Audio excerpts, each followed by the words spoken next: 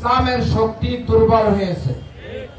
আর ইসলামের শক্তিকে দুর্বল করার জন্য এদেশের উলামায়ে কেরামদেরকে জেলে ভরে জুলুম নির্যাতন করেছে, ঠিক কিনা? তাদেরকে জঙ্গি বানিয়েছে, মৌলবাদ বানিয়েছে। সুতরাং নিরস্ত্র ছাত্ররা তাদের বিরুদ্ধে আন্দোলন করে একটা বিজয় অর্জন করেছে, নাকি? কেন? এদেশে মানুষের অধিকার বাস্তবায়ন করার জন্য, দেশ রক্ষা করার জন্য, নাকি? এই চিন্তা চেতনায় ছাত্ররা যখন ঐক্যবদ্ধ হলো, এই চিন্তা চেতনায় বিএনপি ঐক্যবদ্ধ ছিল না? ছিল না? ছিল। ইসলামী আন্দোলন ঐক্যবদ্ধ ছিল কি ছিল না? সাধারণ যারা কৃষক রাজনীতি করে না, তারাও ছাত্রদের যে দফাগুলো আছে এগুলাকে সমর্থন করছে না, করে নাই? তাহলে যখন সকলের মন মানসিকতা ঐক্যবদ্ধ হয়ে যায় তখন একটা বিপ্লব ঘটে। সুতরাং ছাত্র ছিল নিরস্ত্র, কিন্তু তাদের দাবির প্রতি এদেশের 100% অর্থাৎ আওয়ামী লীগের বাদে যত মানুষ আছে সচেতন, সকল মানুষের সমর্থন তারা পাইছে না, পায় নাই? এই জন্য এই পুলিশ লীগ বলেন, র্যাব লীগ বলেন, তাদের মোকাবিলা করে তারা বিজয় অর্জন করছে, ঠিক কিনা? এজন্য বাংলাদেশে এখন ইসলামকে বিজয় করার জন্য, দেশকে রক্ষা করার জন্য, মানবাধিকার প্রতিষ্ঠা করার জন্য সর্বস্তরের মানুষের মন মানসিকতা এক হইতে হবে। যদি আমরা এক হইতে পারি তাহলে আমাদের বিজয় হবে, ঠিক কিনা? এখন বর্তমানে বাংলাদেশে দুইটা দল, একটা হলো ইসলামপন্থী দল আর একটা হলো বিএনপি। আওয়ামী লীগের দুঃশাসনের ইতিহাস বলার সময় নাই। আওয়ামী লীগের বিএনপির মহাসচিব বলেছেন, আমরা যদি ক্ষমতায় যাই তাই ইসলামী আইন বাস্তবায়ন করব না। আর এদেশে মৌলবাদ দলগুলো ক্ষমতায় আসতে পারবে না। তাহলে এক জালেম ইসলাম বিদ্বেষী আওয়ামী লীগকে আমরা পরাজয় করেছি, নাকি? আর এক ইসলাম বিদ্বেষী দল আবার মাথা চাড়া দিয়ে উঠেছে। এখন আমরা আগে ছিলাম 3 দল, আওয়ামী লীগ এক দল, বিএনপি এক দল, আর ইসলামপন্থী এক দল, নাকি? এখন আওয়ামী লীগ নাই। আমি আওয়ামী লীগকে ভাই যারা জালেম এদেশের মানুষের জুলুম করেছেন তাদের উদ্দেশ্য বলবো, যেভাবে শেখ হাসিনা পালাই গেছে আপনারা পালাই যান, আপনাদের জায়গায় এদেশে হবে না। এখন দল হলো কয়টা? 2টা। একটা হলো বিএনপি, তারা ইসলামের বিরুদ্ধে, কারণ তাদের মহাসচিব বলেছে যে আমরা ইসলামী আইন বাস্তবায়ন করব না। আপনাকে ইসলামী আইন বাস্তবায়ন চান না? চান না? তাহলে আপনাদের লড়াই হবে কার সাথে? বিএনপির সাথে। বিএনপির মহাসচিব বলেছে এদেশে মৌলবাদ ক্ষমতায় আসতে পারবে না, অর্থাৎ ইসলামী দলগুলো ক্ষমতায় আসতে পারবে না। তাহলে ইসলামের বিরুদ্ধে তারা ষড়যন্ত্র করছে, ঠিক কিনা? তাদের বিরুদ্ধে লড়াই হবে। এইবার হলো ফাইনাল খেলা।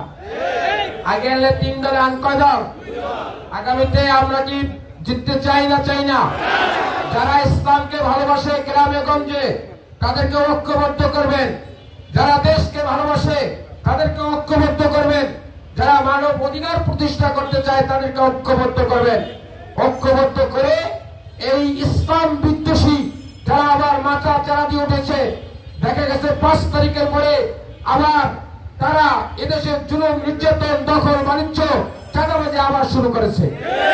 দেশে কি চাঁদাবাজি বন্ধ হয়েছে? লোক পরিবর্তন হয়েছে, মানে হ্যান্ডওভার হয়েছে।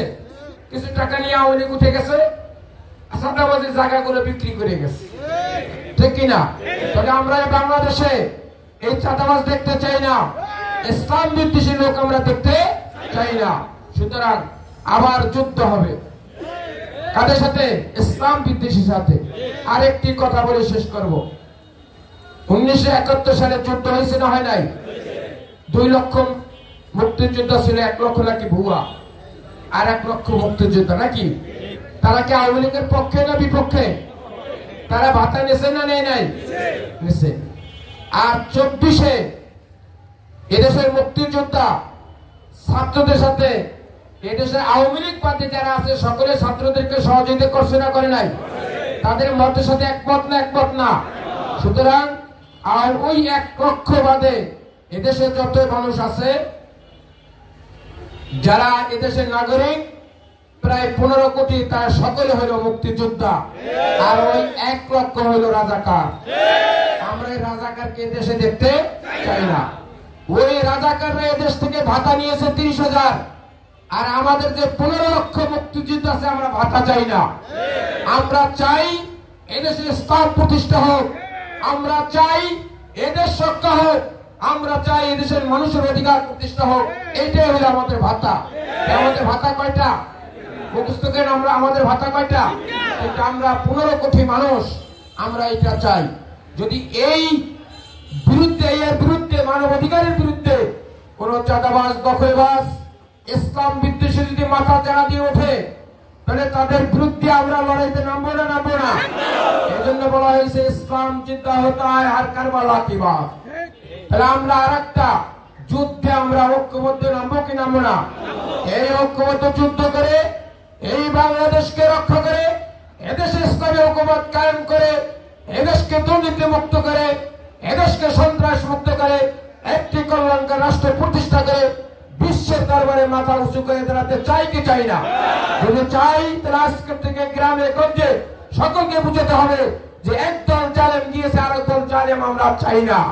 সুতরাং তাদের বিরুদ্ধে আমার এখন থেকে সচেতন হতে হবে। গ্রামগঞ্জে মানুষকে ঐক্যবদ্ধ করতে হবে। আগামী নির্বাচন হবে, এদেশে একটি সঠিক লড়াই, 2 দলের লড়াই, ইসলাম এবং ইসলামের বিরুদ্ধে। সুতরাং আমরা এই ইসলামের পক্ষে যদি আমরা বিজয় আনতে চাই, তাহলে আমাদের পরিপূর্ণ মুমিন হতে হবে। রাসূল করিম সাল্লাল্লাহু আলাইহি ওয়াসাল্লাম বলেন, মুসলমানরা বিজয় হবে, কোনো অস্ত্র থাকবে না, কিছুই থাকবে না, কিন্তু একটা অস্ত্র যদি মুসলমানরা ব্যবহার করতে পারে তাহলে মুসলমানরা বিজয় হবে।